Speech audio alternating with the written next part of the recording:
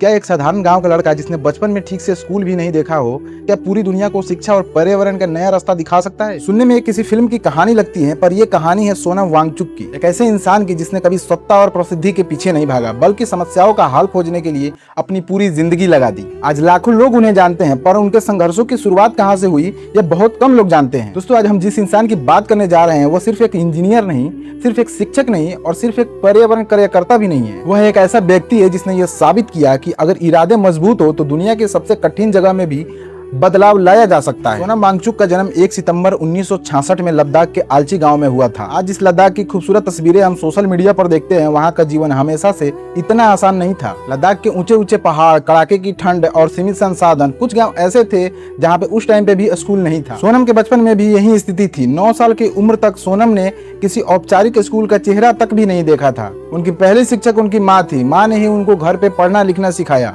शायद यहीं से उनके दिमाग में यह विश्वास पैदा हुआ कि शिक्षा सिर्फ 4 दीवारें वाले स्कूल का नाम नहीं, बल्कि सीखने की प्रक्रिया है। जब आगे के पढ़ाई के लिए उन्हें श्रीनगर भेजा गया तो उनके सामने सबसे बड़ी चुनौती थी उनकी लैंग्वेज। घर में वो लद्दाखी बोलते थे, पर पढ़ाई उनकी दूसरी भाषा में होती थी और शिक्षक उनकी भाषा को समझ नहीं पाते थे। कई बार शिक्षक उन्हें कमजोर छात्र भी मान लेते थे। जिस बच्चे को भाषा ही समझ में ना आए, वो पढ़ाई में अच्छा प्रदर्शन कैसे करेगा? लेकिन सोनम ने हार नहीं मानी। उन्होंने धीरे धीरे भाषा को सीखा, माहौल को समझा और अपने आत्मविश्वास को टूटने नहीं दिया। और यही संघर्ष आगे चलकर उनकी सोच की सबसे बड़ा ताकत बना। सोनम ने यह महसूस किया कि भारत की शिक्षा व्यवस्था में लाखों बच्चे इसलिए पीछे रह जाते हैं क्योंकि उनकी शिक्षा उनके भाषा और उनके जीवन से जुड़ी हुई नहीं होती है। किताबों में लिखी बातें और असली जिंदगी के बीच बहुत बड़ा अंतर होता है। यही सोच उन्हें इंजीनियरिंग की पढ़ाई तक लेकर गई और उन्होंने मैकेनिकल इंजीनियरिंग की पढ़ाई पूरी की। आमतौर पर लोग इंजीनियर बनने के बाद बड़े बड़े नौकरियों का सपना देखते हैं, पर सोनम ने कुछ अलग ही रास्ता चुना। उन्होंने सोचा कि अगर शिक्षा सही हो जाए तो समाज की कई समस्याएं अपने आप ही खत्म हो सकती हैं। साल 1988 में उन्होंने कई साथियों के साथ मिलकर शेख मॉल यानी कि student educational and cultural movement of Ladakh की शुरुआत की।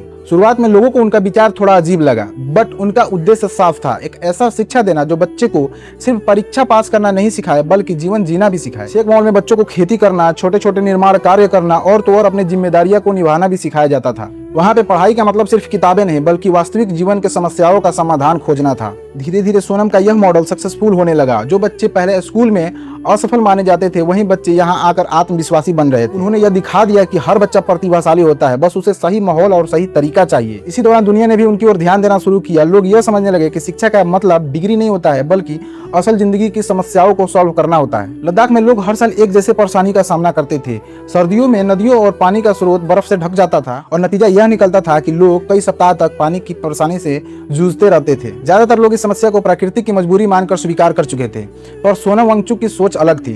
उनका यह मानना था कि हर समस्या का समाधान होता है, पर उसे देखने का नजरिया अलग होना चाहिए। उन्होंने अपने साथियों के साथ मिलकर कई प्रयोग किए, कई बार असफल हुए। बहुत लोगों ने कहा कि यह संभव नहीं है, लेकिन उन्होंने कोशिश नहीं छोड़ी। आखिरकार एक ऐसा विचार सामने आया जिसने पूरी दुनिया का ध्यान अपनी ओर आकर्षित कर लिया और उसका नाम था आइस स्तूप। आइस स्तूप का सिद्धांत जितना अनोखा था उतना सरल भी था।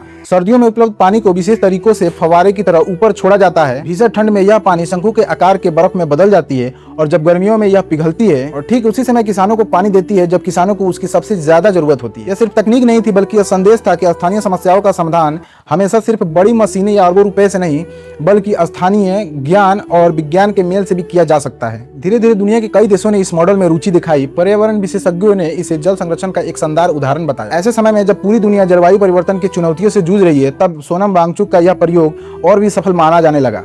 उनके काम की चर्चा भारत से बाहर भी होने लगी। दुनिया की कई संस्थाओं ने उन्हें आमंत्रित किया अपना अनुभव साझा करने के लिए। इस सब के बावजूद भी उनकी सादगी बनी रही। वे हमेशा कहते रहे कि असली सम्मान तब होगा जब लोग अपनी अपनी एरिया की समस्याओं का खुद समाधान करने लगे। इसी दौरान एक और दिलचस्प बात हुई। साल 2009 में 3 इडियट फिल्म रिलीज हुई। इस फिल्म का आखिरी किरदार फुनसुक वांगचुक कई लोगों को सोनम वांगचुक से प्रेरित लगा। फिल्म के लेखक और निर्देशक ने भी यह स्वीकार किया कि उस किरदार की प्रेरणा कई वास्तविक जीवन की नौचारकर्ताओं से ली गई है, जिसमें कि सोनम वांगचुक भी शामिल थे। हालांकि सच्चाई यह है कि फिल्म उनकी जीवनी नहीं थी, बट इसके बाद लोग उनके बारे में जानने लगे। उनका हमेशा से यह कहना रहा है कि विकास जरूरी है, पर एक ऐसा विकास जरूरी है जो आने वाले पीढ़ियों के लिए प्रकृति को सुरक्षित रखे। इसी सोच के साथ वो समय समय पर शांतिपूर्ण अभियानों और जन जागरूक कार्यक्रमों से जुड़ने लगे। उन्होंने युवाओं से कहा कि सिर्फ सोशल मीडिया पर चिंता जताने से बदलाव नहीं आएगा, उन्हें जमीनी स्तर पर काम करना पड़ेगा। उनके इस प्रयासों को अंतर्राष्ट्रीय स्तर पर भी सराहा गया। सन 2018 में उन्हें रेमन मैग्सेस नामक पुरस्कार से सम्मानित भी किया गया, जिसे एशिया का सबसे प्रतिष्ठित पुरस्कारों में से गिना जाता है।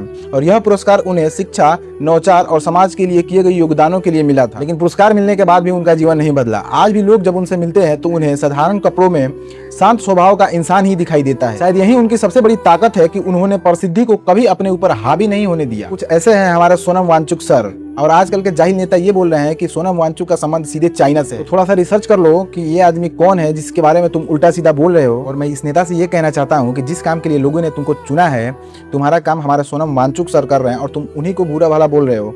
यार थोड़ा सा भी तो शर्म बचा है कि नहीं। अब आगे मैं क्या ही बोलूँ। अगर वीडियो अच्छा लगा हो तो ऐसी वीडियो के लिए चैनल को सब्सक्राइब और लाइक करना ना भूलें।